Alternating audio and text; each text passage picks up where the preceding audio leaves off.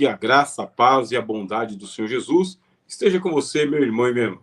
Vamos iniciar agora as nossas aulas do curso de Psicanálise Pastoral. E estamos falando agora sobre a relação entre Lacan e Santo Agostinho. Você já recebeu o link, e no link lá estão todos os artigos que eu estou trabalhando no curso. Foi isso que fiz. De posse do tema, fiz os estudos e disponibilizei para todos vocês os artigos na íntegra. Desses artigos eu fiz os recortes e aqui estou passando para vocês os conteúdos. Você assistiu na aula passada a função significativa da palavra em Lacan e Santo Agostinho. Nós estamos trabalhando o artigo do Luiz Alfredo Garcia Rosa. Aqui é apresentado uma parte de sua biografia. Vimos, ou começamos a ver, a figura relevante de quem é Santo Agostinho.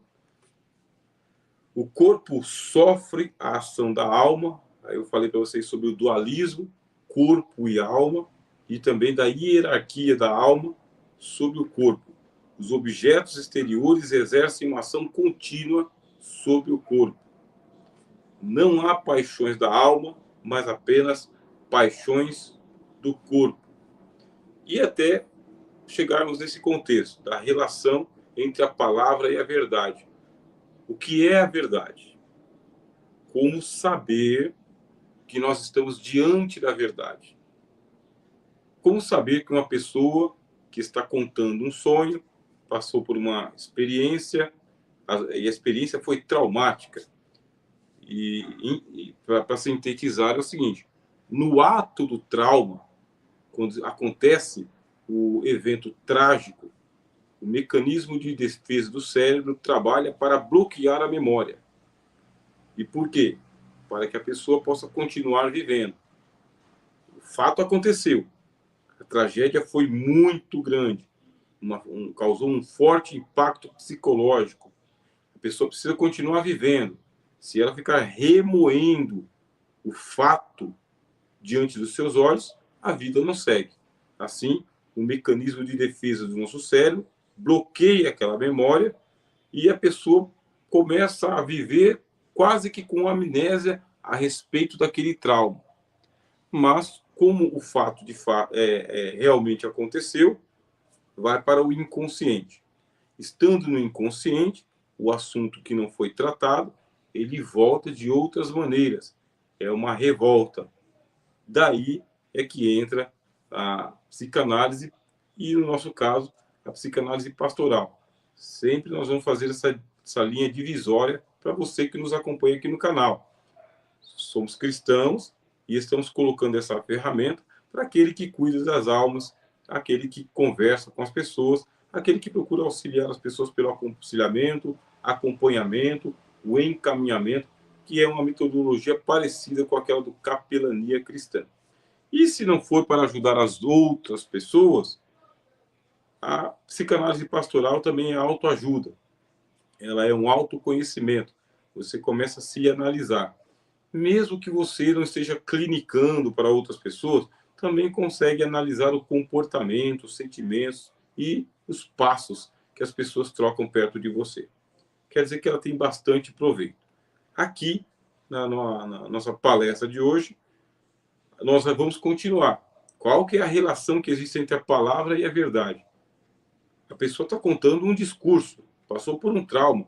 O que tem a ver o que ela está falando com aquilo que aconteceu?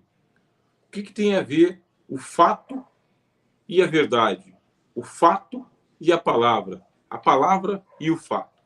É nesse ponto que nós chegamos aqui. Aí tem um diálogo que foi escrito por Santo Agostinho, onde ele idealiza uma conversa entre ele e o filho dele. E o diálogo com a Deodato, filho de Agostinho, tem essa pergunta: que te parece que pretendemos fazer quando falamos? Qual é a intenção da fala? Por que exteriorizar aquilo que nós estamos falando? Aí você vê aqui na parte em vermelho: Falamos para relembrar, para suscitar recordações nos outros ou em nós mesmos. Se você não tivesse aprendido a falar, você não falaria. Se você não tivesse memória, você teria que aprender a falar o tempo inteiro. Mas você já se esqueceria no ponto seguinte. Qual é a palavra, qual é a expressão? Já imaginou sem a memória? Você ter que aprender tudo de novo o tempo todo, repetitivamente. Você nunca aprenderia. Mas aí vem a memória. Essa memória te ajuda a gravar os sons das palavras e qual que é o significado delas naquele contexto. Assim, quando criança, a chupeta, os adultos falam chupeta. A criança só entende o fonema, pepeta. Ela não sabe falar ainda. Então ela fala peta, peta, peta, até que ela aprende todos os fonemas. Chupeta. Mas isso aí é um ato da memória. A memória tem que gravar o som, gravar o sentido e associar o objeto com o significado. Assim, quando é dado outro objeto que não seja a chupeta, a criança não chama de peta. Bem pedagógico, né?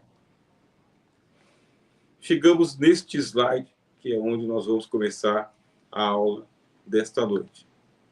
Deixo aqui dar a saudação a todos os irmãos e irmãs que já chegaram e vão participar nesta noite conosco do curso de Psicanálise Pastoral.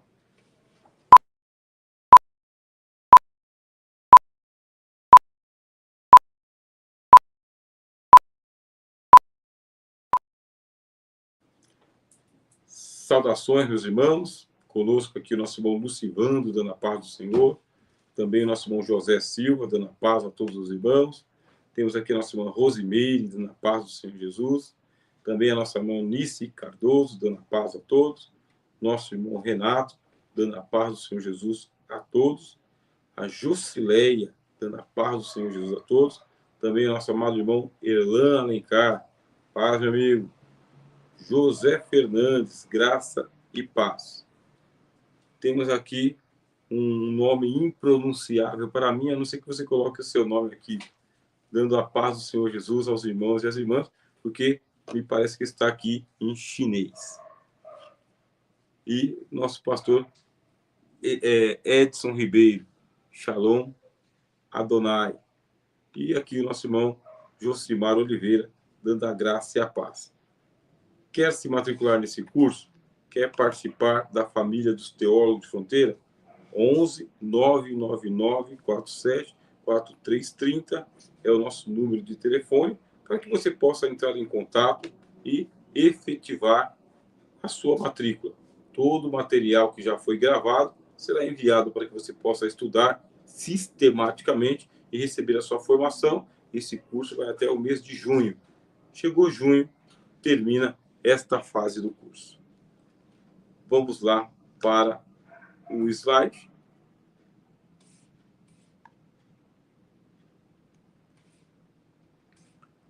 As palavras são signos, e esses signos não nos remetem diretamente às coisas, mas a outros signos, formando um sistema fechado no qual a significação, em vez de se fazer pela articulação do signo coisa, faz-se pela articulação signo-signo. A questão que Agostinho vai levantar é a de como, nesse caso, podemos chegar à verdade. Se as palavras formam um sistema fechado de significações, como estabelecer a verdade? Essa questão foi colocada muitas vezes na história do pensamento. Por que que este objeto aqui hoje se chama caneca? Universalmente caneca.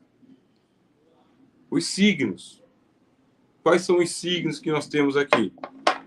A letra C, A, N, E, C e A. Então, o ajuntamento desses signos formam uma palavra. Essa palavra não diz muito. Por quê? Porque não disse se a caneca é grande, se ela é pequena, se ela é de louça, se ela é de, de metal, de pedra. Não disse muita coisa. Então, a palavra caneca não representa a verdade do objeto caneca. Aí o que significa? Nós temos todo um repertório de palavras que nós não sabemos explicar o que elas significam. Nós não temos a etimologia da palavra, a origem, da onde que isso saiu. Por que chamamos lua de lua, sol de sol, terra de terra, árvore de árvore? Quem foi que batizou esses objetos com esses nomes? Esses dias eu estava vendo a origem da palavra obrigado. E o pessoal fala, é uma transliteração que aconteceu morfologicamente. Olha só que explicação interessante. Transliteração do quê? Do arigatou. Eu não fui na fonte para saber se essa explicação ela é verdade. Mas arigatou, que é o agradecimento do japonês, esse arigatou virou um obrigado. Então, arigatou, obrigado. Aí tem uma transliteração do arigato para o obrigado, transliteração, e uma mutação morfológica da palavra. Por que morfológica? Porque nós não falamos arigato. Houve uma transformação. Arigato, obrigado. E assim são. Você pega as Bíblias mais antigas, Deus é escrito assim, ó, que nem eu vou colocar aqui para vocês, em letra maiúscula, inclusive. É assim. Deus, nas Bíblias mais antigas, está assim. Deus. E por que virou Deus hoje? Por causa da pronúncia. Nós não pronunciamos Deus. Nós pronunciamos Deus. Us. Quer dizer que nós temos essa morfologia da palavra. Quer dizer, se as palavras elas se modificam ao longo do tempo, com o passar dos tempos, de cultura para cultura, quem dá a menor garantia para nós, a menor garantia, de que a palavra ela comunica a verdade? Que nós estamos, de fato, com um objeto chamado caneca. Caneca lembra o quê? Caneca lembra cano. Olha o formato do cano. Caneca. Cano. Só que é um cano com fundo. Portanto, um cano com fundo é uma caneca. E da onde vem a palavra cano? A palavra cano vem de cana. Qual que é o formato da cana? É um formato cilíndrico. Assim, você vai chamar o objeto cilíndrico, por meio da onde vaza a água, vai chamar de cano. E se tiver um fundo, é uma caneca. E se você passar no engenho, é uma cana. Só que tem a cana de açúcar, mas nem todas as canas são de açúcar. E por aí vai. Por quê? Você tem cano, caneca, canudo. O que é o canudo? É uma cana também. Caneta, cana pequena. As palavras têm a sua significação, têm o seu significado. Agora, voltando para o nosso assunto. Como saber que a pessoa está dizendo a verdade se ela nem sabe o significado das palavras que ela está utilizando para dizer o que ela está dizendo? Aí eu li há muito tempo atrás. Quando eu falo muito tempo, eu acho que é mais de 10 anos atrás. Um livrinho bem pequenininho que se perdeu. Eu não dei tanta importância para o livro na época, porque eu não tinha domínio do assunto. Mais de 10 anos atrás, deixa eu ver, 1997, 8, por aí. É muito tempo, tá vendo? Deus no Espelho das Palavras era o nome do livrinho. Deus no espelho das palavras, que são tentativas do ser humano de falar sobre o Deus transcendente. E tudo é metafórico. Quando se relaciona com a divindade, o transcendente, tudo é metafórico. Nós temos que utilizar as palavras capengas para falar do Deus indescritível, incomunicável e impensável. De tal maneira que, dentro da linguística, se pergunta o que surge primeiro, o signo ou a palavra? Que você começa a falar antes de aprender a escrever. A invenção da escrita se dá por volta do ano 4000 a.C., de acordo com a história moderna. Aquilo que se escreveu antes de 4000 a.C. pertence à pré-história, porque não está escrito. E o que surgiu primeiro? A palavra falada ou o signo? Deixa eu dar uma saudação ao nosso irmão aqui, ao nosso amado irmão Roberto Lani. Paz, meu irmão. Seja muito bem-vindo, meu. O senhor e sua família. Chegou aqui também o Edjailton, dando a paz do Senhor Jesus Cristo a todos os irmãos e irmãs. Chegou, né? Graças a Deus. Seja muito bem-vindo. E aí está. Vou eu, perante Deus, soltar um palavrório agora com as minhas orações para tentar expressar diante de Deus o quê? E o Agostinho fala, você vai expressar aquilo que você lembra. Falar é relembrar para si mesmo e, no caso, relembrar para Deus. Jesus, ele diz, Deus sabe do que necessitais antes de lhe o pedires. Portanto, não useis de vãs repetições, porque não é por muito falar que o homem será ouvido. Psicanaliticamente, meus irmãos, deixa eu contar para vocês aqui um fato importante. Uma pessoa, ela ora muito, ela ora bastante, ela ora demais. Aí se criou uma lenda entre os cristãos, isso lá mais nos anos 90, agora nem tanto. A lenda é o seguinte, muita oração, muito poder. Pouca oração, pouco poder. Nenhuma oração, nenhum poder. Uma boa lenda, não é uma lenda ruim, não. É estimular os irmãos a orarem. Aí, imagina aquele que ora bastante. Ele é um homem de oração, ela é uma mulher de oração. Ora de manhã, à tarde, à noite, ora por tudo e ora por todos. Ora o tempo inteiro.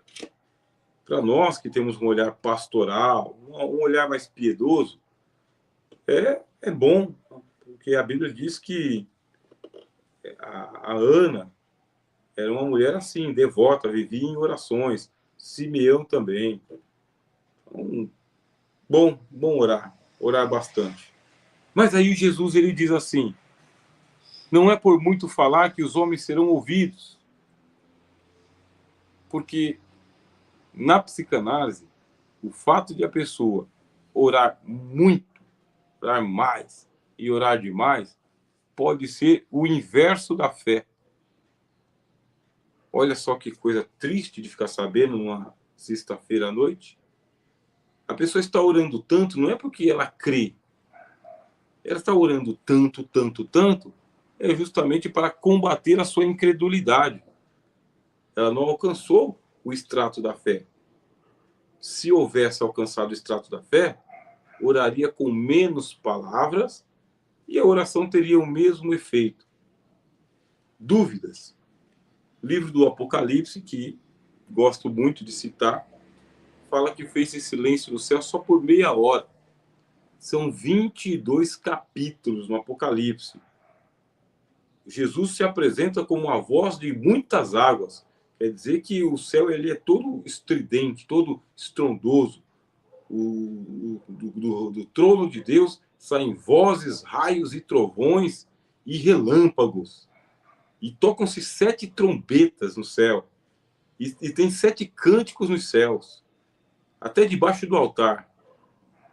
E na hora de se fazer orações, diz assim, fez-se silêncio no céu por meia hora. E as orações subiram da mão do anjo junto com o incenso, até a presença do Senhor. Então, se você quiser aí fazer uma análise da vida de oração de uma pessoa, por que ora tanto? Dependendo da situação, a pessoa está em desespero, a pessoa está em desesperança, a pessoa está em um ato de incredulidade. Enquanto que uma outra pessoa, ao longe, grita para Cristo: Jesus, filho de Davi, tem misericórdia de mim, e é atendido. Ou, para o seu alívio, as suas orações mais poderosas são aquelas que você fez em poucas palavras. Deus entendeu. O louvor que eu mais aprecio nesse assunto é o seguinte: Deus sabe o que vai dentro da alma. Deus ouve a oração suplicante. Deus vê sua angústia e o acalma. Deus faz de você um gigante. Deus sabe o que vai dentro da alma. Deus ouve a oração suplicante. Deus vê sua angústia e o acalma. Deus sabe, Deus ouve, Deus vê. Não significa que você tem que parar de orar. Não é isto. A pessoa está em desespero, em angústia. Ela precisa clamar. A Bíblia diz: clama a mim e responder-te-ei. Anunciar-te-ei coisas grandes e firmes que tu não sabes. E a mesma Bíblia diz: não é por muito falar que os homens serão ouvidos. Portanto, vós orareis assim. Aí você aprende com Elias, naquela sua micro-oração, quando o fogo desceu dos céus. Mas para vir água dos céus, o apóstolo Tiago diz que ele orou com muita insistência. Portanto, a fórmula é: ore conforme a medida da fé, da necessidade, e nas palavras que você vai falar diante de Deus, não são as palavras que expressam a verdade. Aí diz o apóstolo Paulo: Deus, que conhece os corações, nos enviou o Espírito Santo para que ele faça a intercessão por nós com gemidos inexprimíveis, porque é ele que conhece as profundezas do próprio Deus. É ele que, segundo Deus, intercede por nós. Olha que graça que nós recebemos. A graça de ter o Espírito Santo, que conhece o nosso coração melhor do que nós mesmos, que sabe a verdade muito melhor do que nós mesmos e que fala com Deus aquilo que Deus quer ouvir a nosso respeito. Isso em nome de Jesus. Portanto, temos que aprender a ensinar os irmãos a orar e aprender a orar. Saudações, irmão Lourival, dando boa noite aos irmãos e às irmãs. A paz seja convosco. E Rafael: professor, qual é a diferença entre orar e rezar?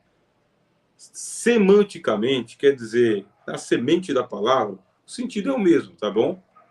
Na semântica, rezar e orar é a mesma, tem o mesmo significado, semanticamente. Agora, quando a gente vai fazer assim uma análise mais criteriosa, rezar é repetir as palavras de uma oração. Isso é rezar.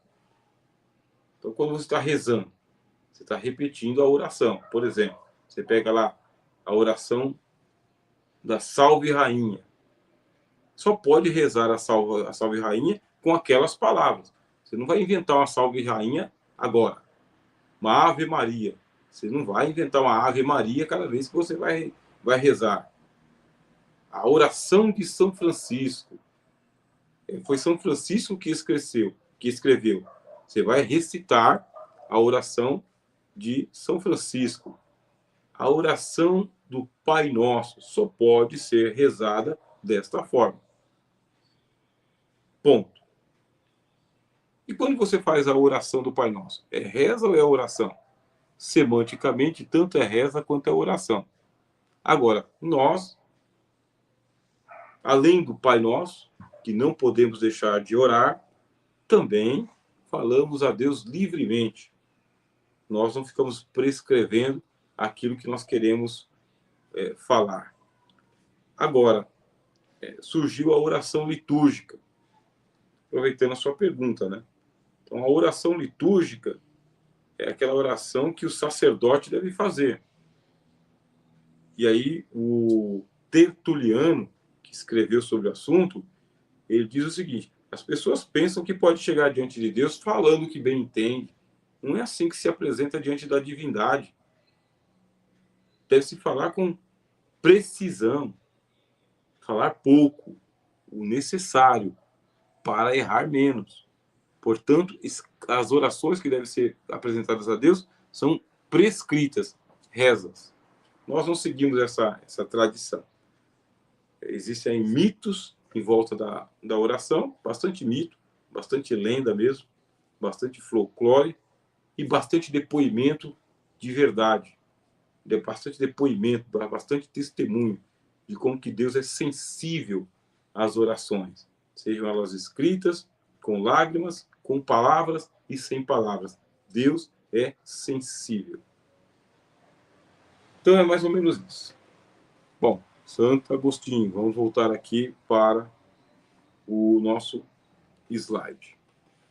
Em seu comentário ao De Magistro, Lacan, aí Jacques Lacan é o psicanalista que está analisando a obra De Magistro, escrita por Santo Agostinho. Lacan assinala que Santo Agostinho não coloca a questão em termos de comunicação por sinais, mas em termos de troca interhumana da palavra, isto é, coloca a questão da intersubjetividade. A análise que Agostinho faz da função significante da palavra não se dá no domínio da linguística, nem no domínio da teoria da informação. O domínio no qual se passa a sua análise da palavra é o da verdade. O que o Agostinho quer saber é o seguinte: onde foi parar a verdade nesse montoeiro de palavras? Falou e nada falou. Para Santo Agostinho, a verdade não habita a palavra. Não é a palavra, enquanto realidade exterior, que produz a verdade. Se nós dependêssemos do palavrório para saber da verdade, a verdade se perderia. Esta, através de nossa interioridade, é que possibilita a palavra. Aqui temos toda a força do platonismo com sua teoria das ideias transcendentes e com sua teoria da reminiscência, incidindo sobre o pensamento de Santo Agostinho. Mas ao articular a palavra com a interioridade e com a verdade, Agostinho remete-se também simultaneamente ao registro do erro, do equívoco e da mentira. E é por referência a esse registro que podemos situar a questão do sujeito. É isso que interessa particularmente a Lacan em sua análise. Na história da filosofia, surgiu a expressão sofisma. Da onde que vem? Lá na Grécia, dos tempos de Sócrates, os sábios eles eram chamados de sofos. Sofos, e da onde vem a palavra sofisma?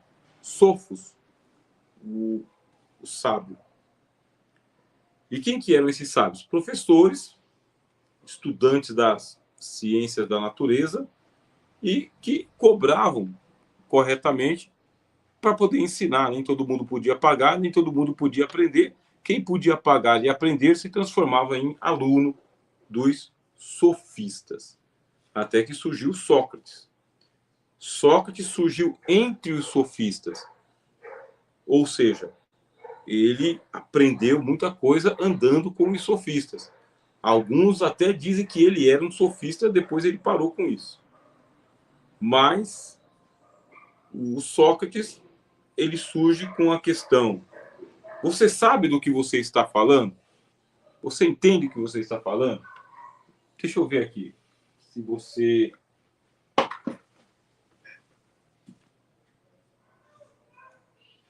Cadê meu Sócrates? Está aqui. Meu Sócrates. Não. Esse aqui é o meu livrinho do Sócrates. 1997, quando o livrinho custava R$ 5.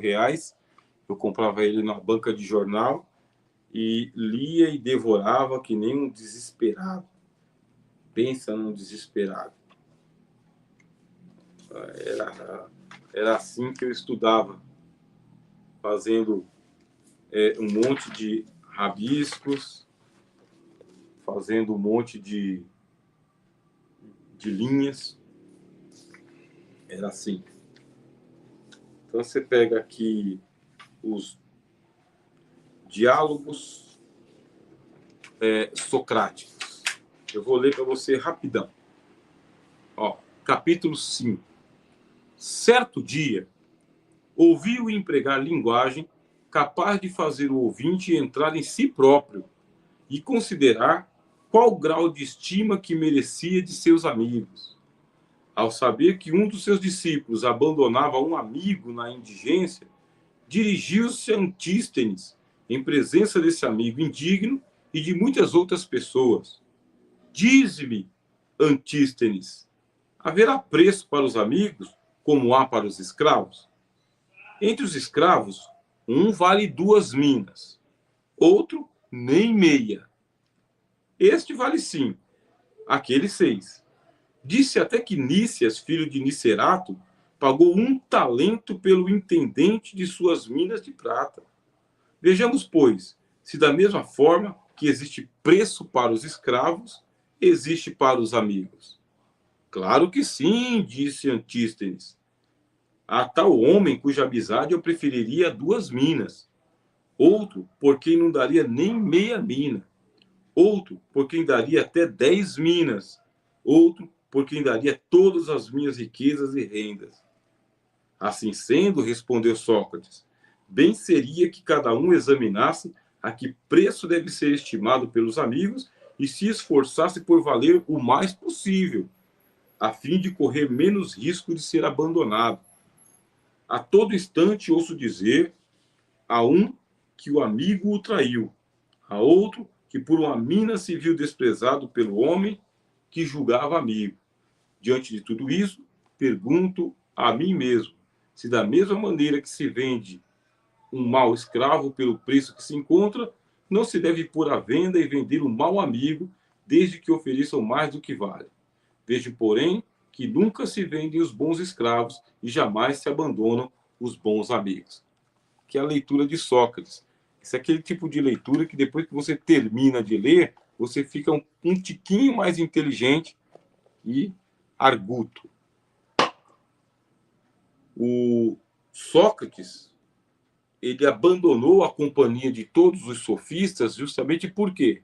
Porque os sofistas falsificavam a verdade por meio das palavras, do palavrório. A verdade se perdia no discurso. As pessoas acreditavam no sofista, mas não na verdade. O sofista era a referência da verdade.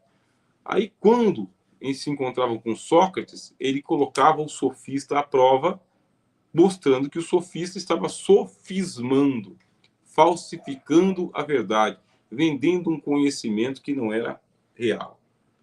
Estamos na tônica da nossa aula nessa noite. A verdade não habita a palavra, você está vendo aí. Nós precisamos de um repertório melhor. E não somente isso, as pessoas que falam com a gente, as pessoas que escamoteiam. O que é uma conversa? Conversa, né? Você tem duas versões, tá? Versa, de verso, tá bom? Verso. Aí você tem 2 versões, ou 3 ou 4 versões. Aí eu coloco a minha versão, versa, a outra pessoa coloca a versão dela, versa. Então é versa com versa, é verso com verso. A palavra conversa significa que existem versões de uma só verdade, ou um fato, ou um acontecimento, ou uma ideia. São versões. Temos que ouvir várias versões para descobrir qual dessas aí é mais plausível, menos sofística, né? É isso. E essa conversa, ela é intersubjetiva. E por que ela é intersubjetiva? Depende do que eu estou sentindo, depende do que eu estou pensando, depende do que eu estou querendo, depende do que eu estou entendendo. Intersubjetivo. Subjetivo. Objetivo. Aqui está o livro. Aqui está a caneca sobre o livro. Todos vocês estão vendo o livro, a caneca sobre o livro. Isto é objetivo. Daí vem a interpretação subjetiva. Você está vendo o livro e a caneca. Mas como que você interpreta? Qual é mais importante, o livro de Sócrates ou a caneca? E olha a mensagem que tem aqui para você na caneca. Você é especial para Jesus. Um dos presentes que eu ganhei dos nossos irmãos aí nessas paragens. Você é especial para Jesus. A subjetividade é a interpretação que você faz do símbolo, livro, caneca. A intersubjetividade é você passando para mim a sua impressão e eu passando para você a minha impressão. Não significa que a sua impressão é verdadeira, não significa que a minha impressão é verdadeira. Nós estamos numa polêmica nesses dias. A polêmica, vocês acompanharam a palestra de sábado? Já passou uma semana, Rosa. Passou uma semana que a gente estava lá em Budas Artes. Na palestra de sábado, nós falamos sobre o Elon Musk. Falamos o quê? De que ele tem uma empresa, que é a SpaceX, e ele comprou a outra empresa, que era o Twitter, e chamou de X. E falamos sobre a personagem do Elon Musk junto com o Donald Trump. Essa semana foi a posse de Donald Trump, e foi dado palavra para o Elon Musk. Quando ele falou, o que ele fez? Colocou a mão no peito, na direção do coração, e jogou o coração dele em direção das pessoas. Ele estava visivelmente emocionado, visivelmente empolgado, entusiasmado. É uma espécie de realização de um sonho gigantesco. Estar ao lado de um dos presidentes, ou do presidente mais poderoso do mundo. Aí eu já assisti diversos vídeos que estão comentando a saudação nazista do Musk. Nazista, segurando o dedo dentro da palma da mão, espalmando a mão para baixo e colocando ela mais ou menos a quase 45 graus, mas foi tão rápido, e outros gestos que ele fez ali. Objetivamente, o que nós vemos? Objetividamente, vemos um homem colocar a mão no peito e colocar a mão em direção às pessoas. Isso é objetivo. Ele colocou objetivo, todo mundo viu. Ele colocou a mão no peito e depois ele pegou e estendeu a mão em direção às pessoas. E depois ele explicou que estava entregando o coração dele para as pessoas. Ele explicou isso. Ele disse objetivamente qual é o significado de ele fazer aquele gesto. Mas aí as pessoas estão vendo que ele reproduziu um gesto nazista. E não estão poupando farpas. Está lá, do lado do Trump, lá, um nazista, para lá e para cá. Aí a intersubjetividade é justamente essa. Um diz e o outro não averigua, não lê, não ouve, e a verdade se perdeu. A verdade desapareceu. Retirou-se a cena do seu contexto e só dá para... seria nazista a saudação dele se ele fosse Adolf Hitler, objetivamente. E por quê?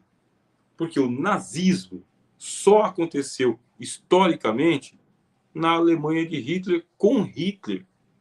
Com a morte do Hitler, morreu o nazismo.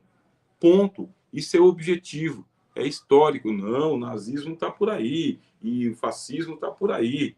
Por isso não, o comunismo também está por aí, o socialismo está por aí, o capitalismo está por aí. Quantos ismos estão por aí? Mas, objetivamente, o que é o nazismo? É o movimento de Adolf Hitler. Ponto. Morreu Hitler, morreu o nazismo, historicamente. 11 horas, né, meus irmãos? 40 minutos de aula.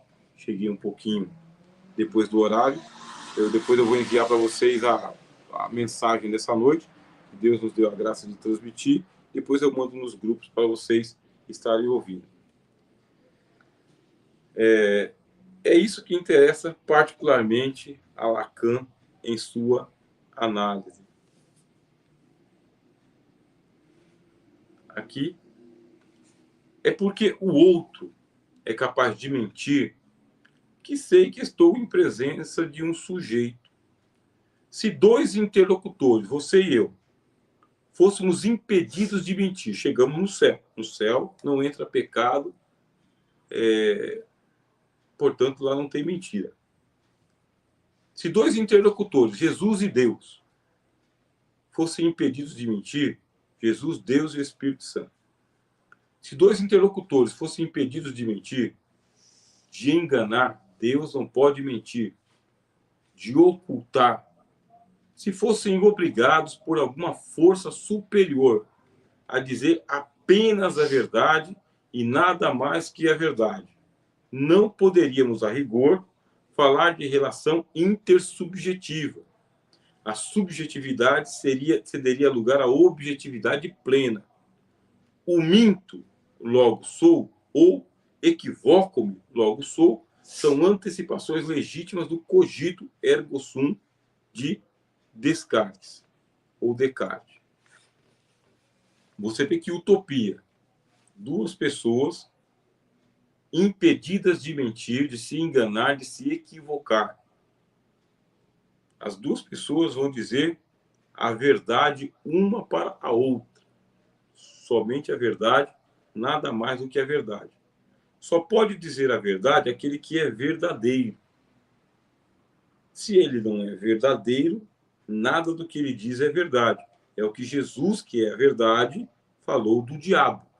Jesus disse que o diabo, ele peca desde o princípio. Quando fala mentira, fala do que lhe é próprio, porque é mentiroso e pai da mentira. Não se firmou na verdade porque não há verdade nele. Assim, você vê o diabo levando Jesus ao alto do monte e mostrando as glórias do mundo para Jesus, dizendo: tudo isto te darei se prostrado me adorares, porque a mim me foi entregue. É mentira. Mas o diabo não é o príncipe deste mundo? Mas ele é mentiroso e o pai da mentira. O mundo não foi entregue para ele. Ele não tem o mundo para dar para ninguém. Está mentindo. Ele mentiu para Eva. Ele mentiu a respeito de Jó. Ele mentiu para Jesus. Ele não pode dizer a verdade porque ele é mentiroso e o pai da mentira. O apóstolo Paulo fala que ele está agindo com toda a obra do engano. E ele mesmo está dopado pela mentira. Isto é, ele não enxerga, não sabe, não entende que ele é o pai da mentira, que ele está enganado, que ele foi vencido pelo pecado. Ele não acredita que ele será lançado no lago de fogo. Aí, pronto. Essas são as palavras que eu passo para você. E você, na sua subjetividade, está entendendo de uma forma. Nós temos aqui, eu tenho um número de pessoas que estão nos acompanhando essas horas em nosso canal. São 18 pessoas. Não é uma multidão de 18 mil pessoas, não. 18 pessoas. Cada um de vocês está ouvindo o mesmo professor dizer as mesmas palavras. E estão entendendo subjetivamente coisas diferentes. Vocês estão fazendo associação de palavras, de memória, de ideias, fazendo uma relação com outras coisas. Alguns estão pensando em pregação. Outros estão esperando a hora terminar, porque já está tarde. E assim vai. Paramos por aqui. Bem, Depois, na próxima semana, eu vou falar sobre a dialética agostiniana com vocês. Bom descanso, bom fim de semana. Fiquem na paz em nome de Jesus. Continuemos aí orando uns pelos outros com a graça de Deus. Paz, meus irmãos.